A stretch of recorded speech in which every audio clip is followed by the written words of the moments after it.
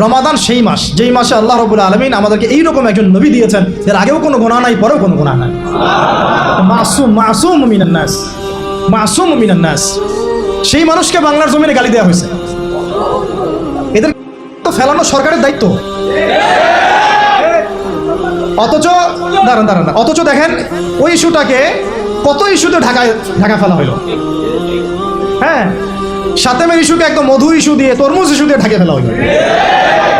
রাশিয়াকে দাফন করে দেওয়া হলো আরেকটা কোন ইস্যু দিয়ে জানি, ওই যে সিগারেটের ইস্যু দিয়ে নাকি জানি, হ্যাঁ হামজার ইস্যু দিয়ে, ফুটবল ইস্যু দিয়ে। দেখেন, আপনারা একটু বোঝার চেষ্টা করেন। আমরা যদি খিদির হই তাহলে কখনোই আমাদের চিন্তা কিন্তু ছোট হওয়া উচিত না।